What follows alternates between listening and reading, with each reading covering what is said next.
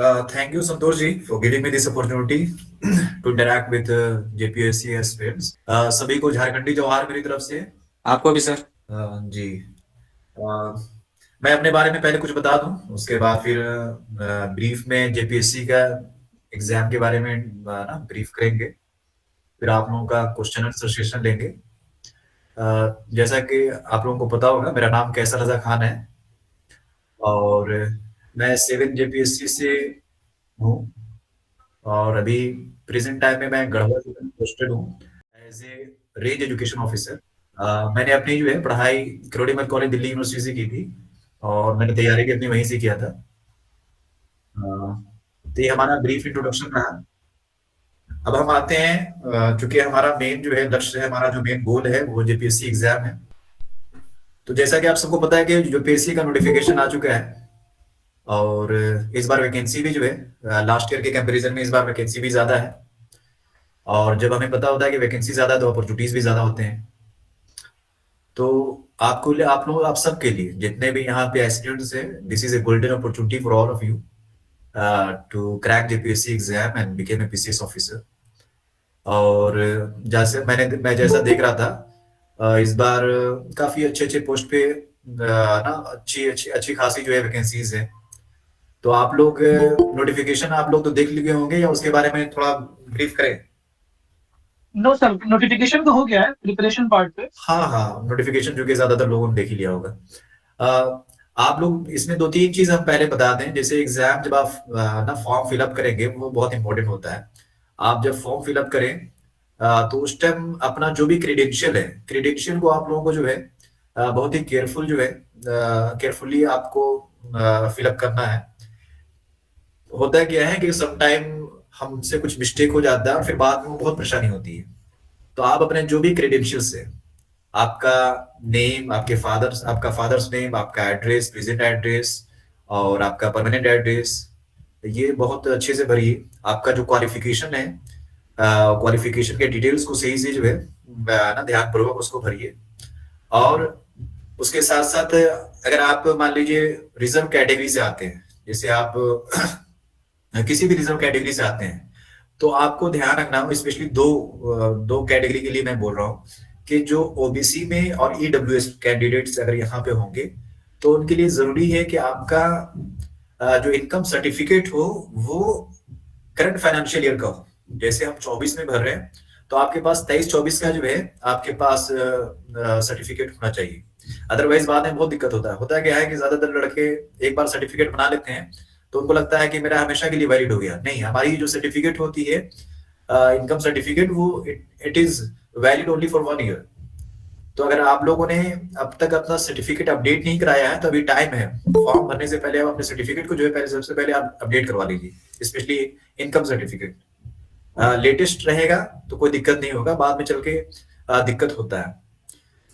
और अदर जो डॉक्यूमेंट्स हैं वो देख लीजिए कि आपके पास वो सारे डॉक्यूमेंट्स आपके पास रेडी है कि नहीं है, रिजर्वेशन अगर बेनिफिट आप ले रहे हैं तो। अदरवाइज अगर आप जनरल में हैं तो फिर जो है कोई सर्टिफिकेट की उसमें जरूरत नहीं है। दूसरी चीज इसमें ये है कि आप जो फॉर्म्स हैं उसमें स्पेलिंग का ध्यान रखें। जो आपके डेथ में है, डेट ऑफ बर्थ और जो नेम का सारी चीजें उसको जो है उसी जो है अनुसार होना चाहिए। उसमें अगर किसी तरह की डिस्क्रिपेंसीज होती है तो जो है ना बाद में काफी परेशानी होती है। तो ये सब चीज आप जो है जब फॉर्म आप भर रहे हैं तो उस टाइम आप लोगों को ये सारी चीजों का जो है ध्यान रखना बहुत आवश्यक है।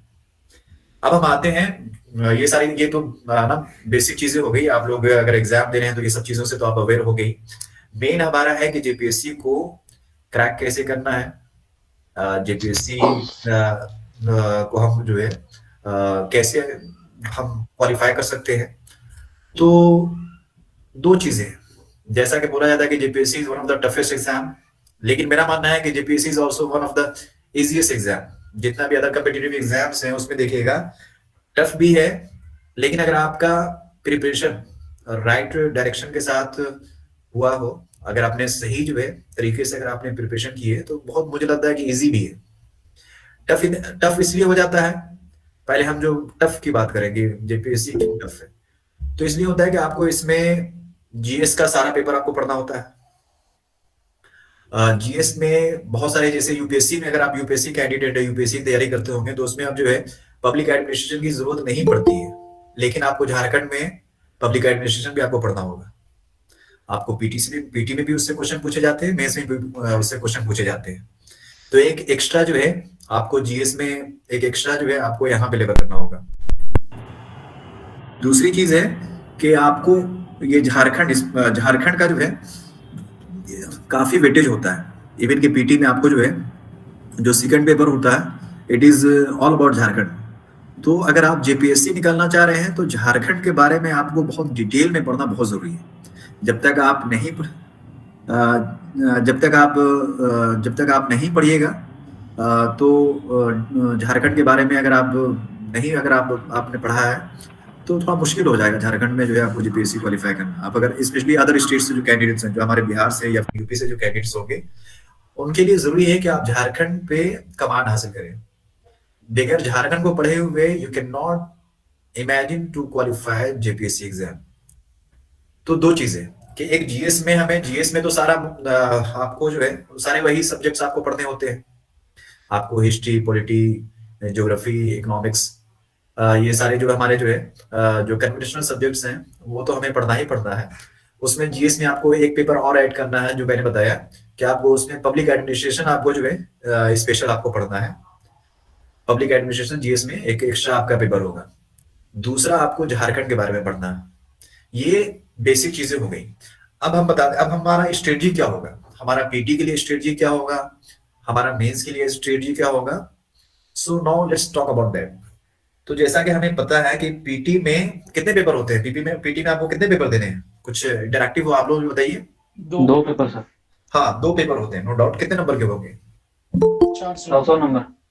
400 नंबर के होंगे और 200 प्रश्न होंगे, राइट। हाँ, चूंकि ईच क्वेश्चन कैरीज 2 मार्क्स, तो 100 क्वेश्चन है तो 200 मार्क्स के पहले पेपर हुआ GS1 एंड GS2।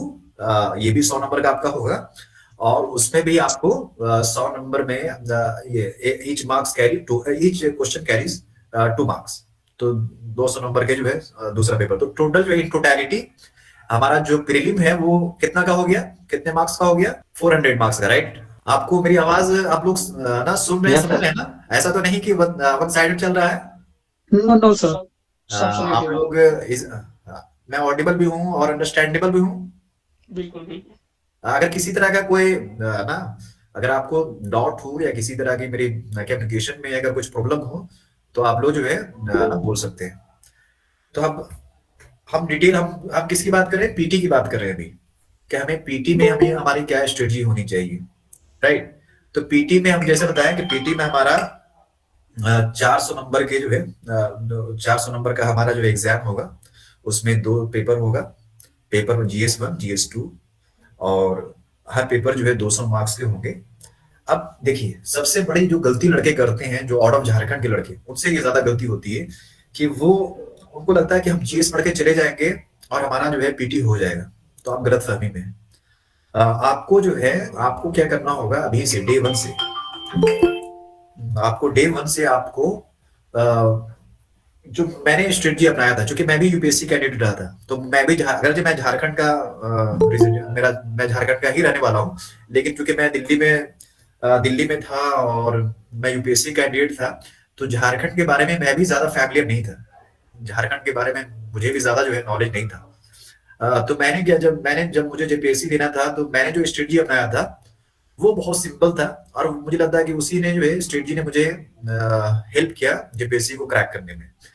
वो मेरा सिंपल सा था कि आप सिलेबस को जो है, आप लोग सिलेबस को डाउनलोड कर लीजिए जेपीएससी की साइट से, और उसमें पीटी का और मेंस का आप सिलेबस को जो है डिटेल आप उसका स्टडी करें।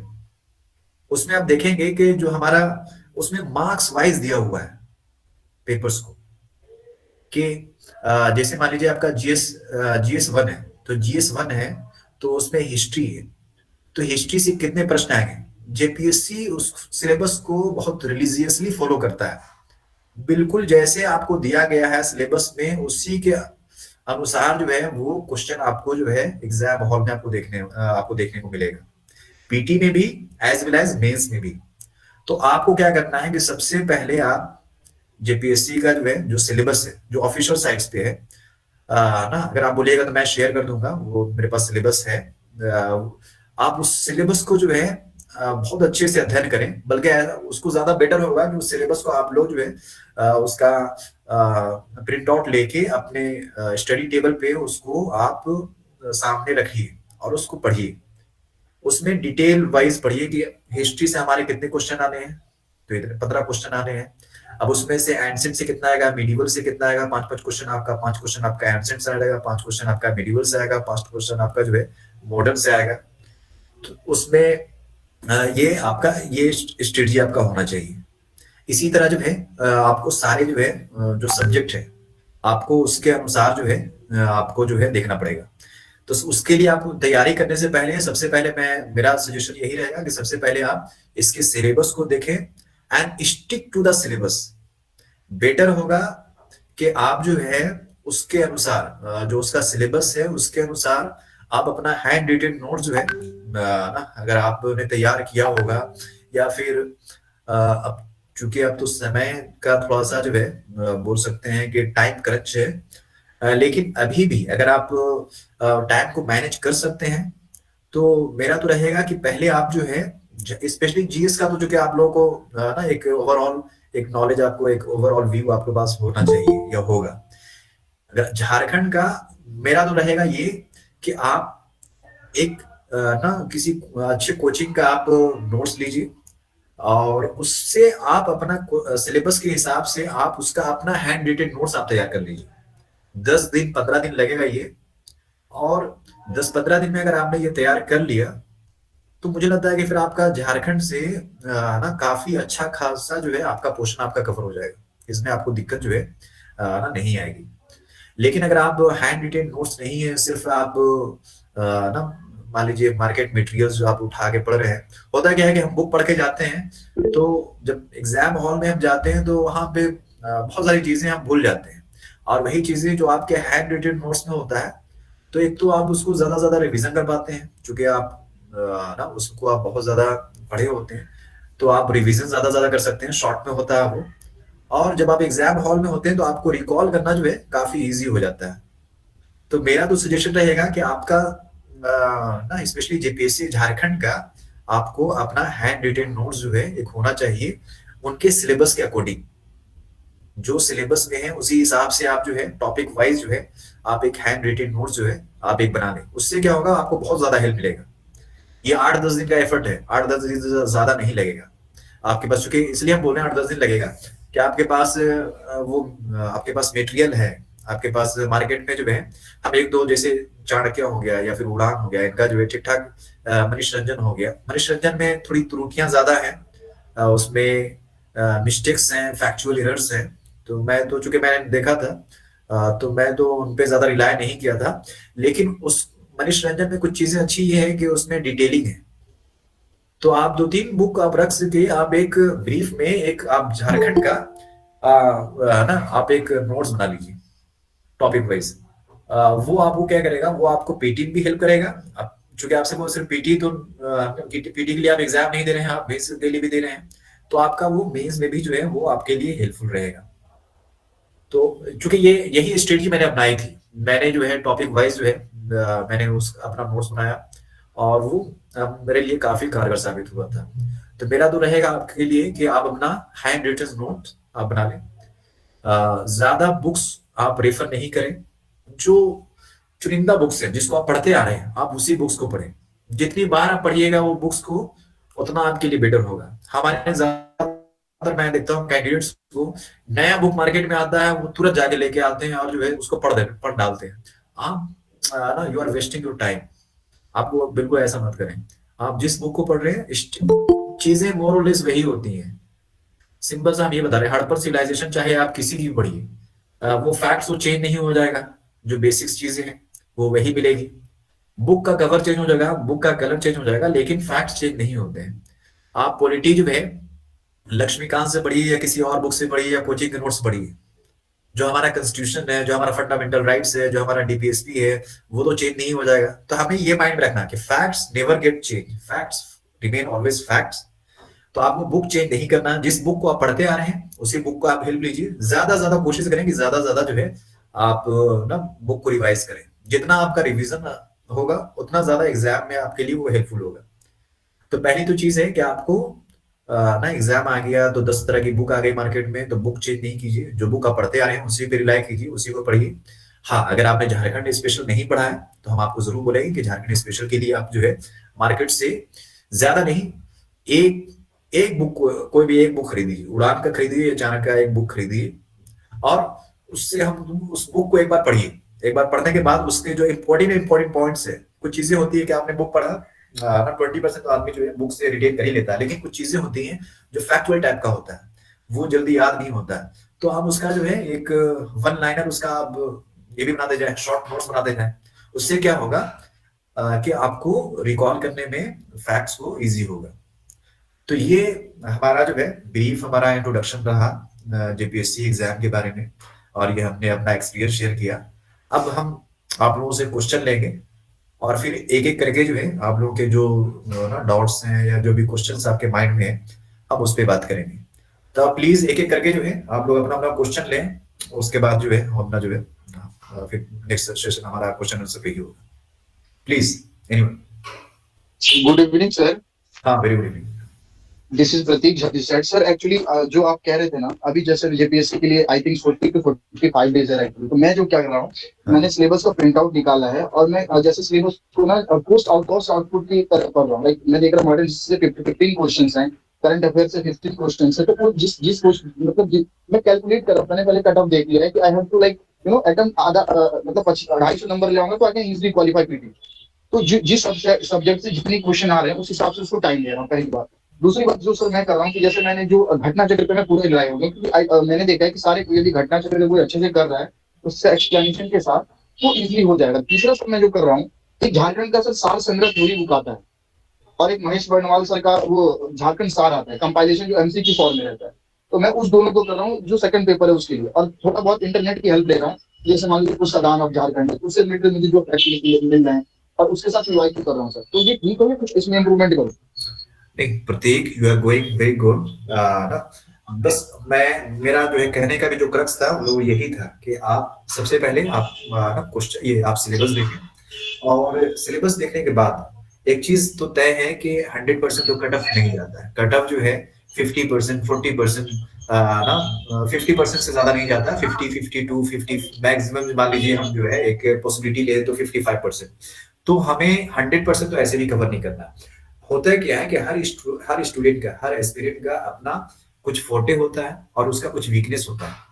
तो आपका जो फोटे है, जैसे मैं अपनी बात बताऊं तो मेरा पॉलिटी में बहुत अच्छा था। मेरा मुझे मतलब मैं श्योर था कि पॉलिटी कहीं से भी पूछेगा मैं 90% क्वेश्चन करके आऊंगा। इकोनॉमिक्स मेरा बहुत अच्छा था, तो मैं श्योर था कि इकोनॉमिक्स कहीं से भी पूछेगा 80-90% मैं उससे करके आऊंगा।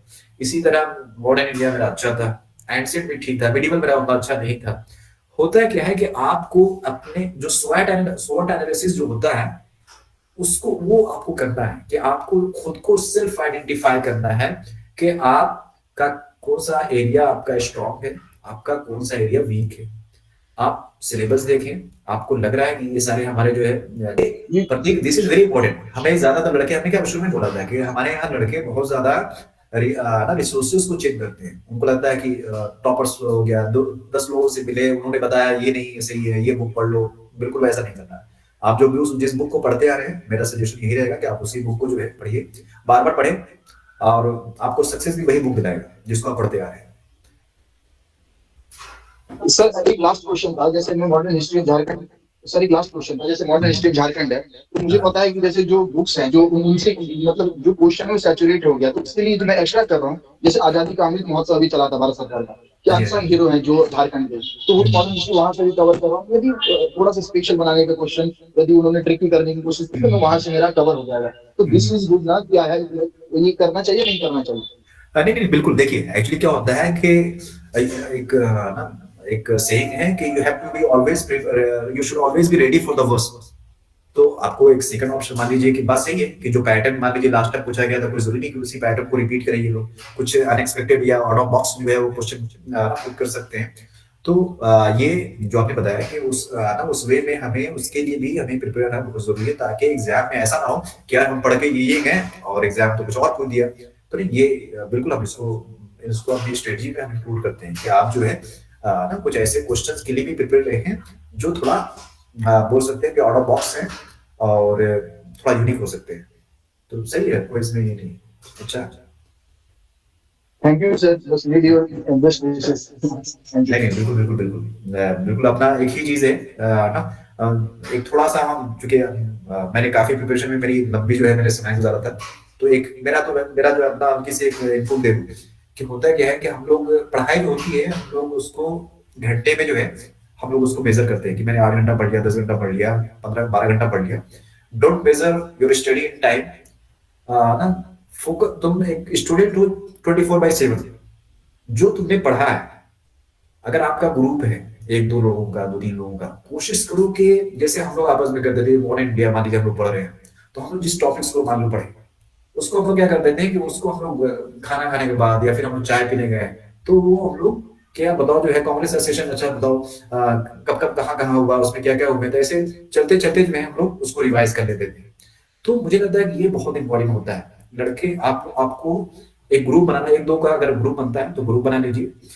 कि आप ना जो चीज़ें जी स्पेशली जो चीज़ें क्या होती हैं कि हम जिसको बहुत भूल जाते हैं, उसको याद करने के लिए आप खाली टाइम में जो भी आपका लेज़र टाइम है, उस पे आप उससे डिस्कस करते रहें। तो उससे क्या होगा कि हमें हमारे उसको ना रिकॉल करने में या उसको हमें रिटेन करने में जो है हमारे लिए ईज़ी होता है। फिर जब हम टेबल से उठ के जाएँ तो जो हमने चैप्टर पढ़ा है, कोशिश कीजिए कि 5 मिनट आप टाइम दीजिए, बुक बंद करके और वो सारे चैप्टर ना जो आपने पढ़ा it should reflect in your mind. वो आपके माइंड में जो है अच्छा मैंने ये पढ़ा ये जो है हिस्ट्री है तो हिस्ट्री में मॉडर्न इंडिया में पढ़ रहा था जब मॉडर्न गांधी पढ़ रहे थे तो गांधी जो है गांधी का पूरा आपने जो जो पढ़ा 5 मिनट दीजिए बुक बंद करके। ये बहुत हेल्प करता है। सिर्फ ऐसा नहीं कि हमने गांधी पढ़ लिया बुक खत्म किए बुक बंद किए और जाके सो गए वो या मोबाइल जो है जाके अपना चलाने लगे। तो आप लोगों को इस टाइम पे जो है थोड़ा आप लोगों को ज्यादा कॉन्शियस रहने की जरूरत है। तो that will be special advice. Yes, sir. The same thing I am following also, sir. Oh, very good, very good. You're on right track. Yes, sir. I used to write down each and everything that I read whole the day in a blank paper. So that मैं mind को ये कहता हूँ कि रात में तुम्हारा test है, you have to write down all the things which you are reading right now. तो इसलिए अच्छे से पढ़ो। नहीं बिल्कुल बिल्कुल बिल्कुल वही होना चाहिए वही होना चाहिए। हम सोने से पहले आधा घंटा आप दे देते हैं अगर आपने जो भी दिन में किया है वो समझ लीजिए वो आपका वो आधा घंटा नहीं है वो 5 घंटे का वो एफर्ट है। लड़के हालांकि थोड़ा सा ये क्लीशे होता है तो लोग बोले "यार, ठीक है सर कर लेंगे लेकिन थोड़ा करना टफ होता है। लेकिन देखिए होता है क्या है कि there are lakhs of people जब compete करते हैं तो थोड़ा आपको तो जो है एक्स्ट्राऑर्डिनरी करना पड़ता है टू गेट एक्स्ट्राऑर्डिनरी रिजल्ट। तो आपको तो थोड़ा अलग तो करना ही पड़ेगा। Okay Yes, sir. Thank you, sir. Okay okay very good. Wish you all the best. Thank you, sir. जी नेक्स्ट एनीवन।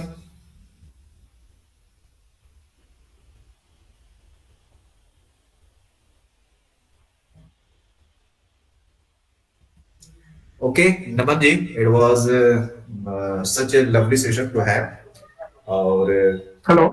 हाँ हेलो। जी गुड इवनिंग सर। जी जी good evening good evening. Sir जैसे अभी हम ये बोलना चाह रहे हैं कि जैसे हम घटना चक्र हमारा यहाँ पे हम 2 साल से उसको पढ़ चुके हैं अच्छे से और डिस्कशन वाइज डेली चलता भी है हमारा। 2 लोगों का ग्रुप है उसमें चलता है जो पढ़ता है पहले हम एक्सप्लेन करता है उसके बाद उसका ऑब्जेक्टिव करते हैं।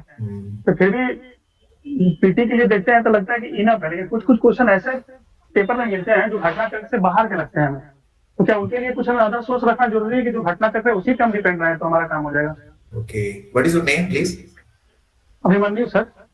Abhimanyu.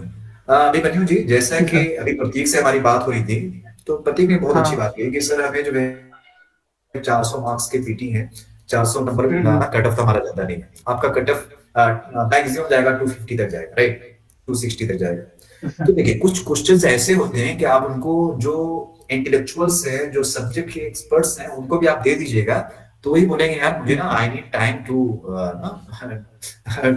To further study right. कुछ चीजें क्या होती है कि कॉम्पिटिटिव एग्जाम में कुछ क्वेश्चंस इसलिए डाले ही जाते हैं ताकि बच्चे देखे यार ये तो बहुत टफ एग्जाम बहुत टफ क्वेश्चन हो गया। कुछ क्वेश्चंस होते हैं जो टच हमें नहीं करना होता। कुछ क्वेश्चंस वैसे पूछे जाते हैं। होता है क्या, अगर हम उस क्वेश्चन को कवर करने जाएंगे तो हमारा जो ना जो हमारा जो टाइम है, टाइम इसमें, टाइम इज एसेंस। अभी अभी के टाइम में क्या होता है, टाइम इज आपका जो है एसेंस। टाइम सबसे मेन चीज होती है। आपको जो आप पढ़ रहे हो, घटना चक्र इज इनफ।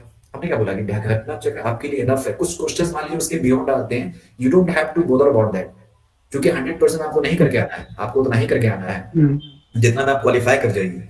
हाँ, आप जो है आप उसको जैसे इतना इंश्योर, जैसे मेरा इंश्योर आता था कि मैं जिस बुक को पढ़ के जा रहा हूँ उसके उससे अगर क्वेश्चन आता है तो वहां से छूटना नहीं चाहिए। ये अगर आप अश्योर कर देते हैं, और वो भी 100% नहीं होता बुक से भी, लेकिन आपको बुक से 90% आपको कवर करना है। मेरा रहता था कि 90% मुझे कवर करना है, जो हम पढ़ के जा रहे हैं उससे क्वेश्चन आएगा उससे मैं 90% कवर कर लूंगा। ये कॉन्फिडेंस अगर आप नहीं सर, ये तो रहता है कि आप जो बोले रात में डिस्कशन करना भी रहता है, प्लस पॉइंट उसको लिख भी हम लोग देते हैं। हाँ नहीं, बिल्कुल कुछ बिल्कुल करना चलिए है। एक साथ से चलो। नहीं नहीं, ये बिल्कुल है, ये एकदम करना चाहिए। अगर आप नहीं कर रहे हैं तो इसका मतलब है कि आप पीछे हैं कंपटीशन में, आपको तो मस्ट है। इसलिए तो ये घटना चक्र, इसलिए इसे कभी कभी सेट पेजेस इसका देखते हैं हम लोग जेपीएससी का, तो लगता है कि नहीं फ्री तो रुकेगा नहीं, तो फिर आगे के लिए अगर मेंस के लिए क्या अदर सोर्स भी रखना पड़ जाएगा हिस्ट्री वगैरह के लिए भी। हमने क्या बोला कि आपको जो है अदर सोर्स की, जैसे आप यूपीएससी की तैयारी आपने किया है या फिर पीसीएस की तैयारी करते हैं? बीपीएससी। अच्छा, आप बीपीएससी की तैयारी करते हैं, तो जीएस, तो जीएस का आपने तो नोट्स बनाया होगा कुछ ना कुछ आपने हाँ नोट्स, हाँ बनाया है। आप कुछ नहीं कीजिए, उस नोट्स को आप सिर्फ टेलरिंग कीजिए। टेलरिंग समझते हैं ना? हाँ कि आपको जेपीएससी का सिलेबस आपके पास है, आपने बताया कि मेरे पास है। जेपीएससी का सिलेबस दीजिए, देखिए, और उसका पॉइंट वाइज आप उसका मेंस का उठाइए, और मेंस का पॉइंट वाइज, लाइन वाइज उसका जो है कि उसका आप देखिए कि आपके वो सारे टॉपिक्स आपके, चूंकि बीपीएससी का अगर आप सिलेबस देखेंगे तो कुछ टॉपिक्स हैं जो बीपीएससी में नहीं पूछे जाते हैं, या फिर उसमें यूपीएससी में नहीं पूछे जाते, जो यहाँ पूछे जाते हैं। कुछ टॉपिक्स हैं जो यहाँ पूछे जाते हैं, वहां नहीं पूछे जाते हैं। तो आपको क्या करना है, बर्डन को कम करना है। तो आपका टेलरिंग करना है कि आपको सिलेबस के अकॉर्डिंग उसको कुछ नहीं करना, हल्का सा मॉडिफाई कर दीजिए बस जनरल स्टडीज में। फिर एक मैंने बताया था कि आपको थोड़ा सा पब्लिक एडमिनिस्ट्रेशन लोग इग्नोर कर देते हैं, मैं बोलूंगा इग्नोर मत करिए। पब्लिक एडमिनिस्ट्रेशन जो है आप उसको कवर कीजिए। लोग बोलेंगे नहीं छोड़ दो जो है, लेकिन मेरा मानना है कि नहीं, कुछ भी, क्योंकि आप 100%। उसके लिए सर सोर्स क्या रखें, किसके लिए मॉडलाइज करने के लिए सोर्स क्या रखें, मॉडलाइज करने के लिए सोर्स क्या रखें? मॉडर्नाइज का ये उसको आपको जो आपको टेलरिंग करना है उसके लिए आपके पास, आप जैसे आप जीएस की बात करें या फिर झारखंड की बात कर रहे हैं? नहीं, जीएस की बात कर रहा हूँ। झारखंड की तो आपने जो बताया वो चीज तो हम लोग करते हैं झारखंड की। ठीक है। जीएस में, जीएस के लिए आप जैसे हम एक बात करते हैं, जैसे मान लीजिए आप पॉलिटिक आप कर रहे हैं, तो आपके पास लक्ष्मीकांत का सोर्स तो होना चाहिए, ताकि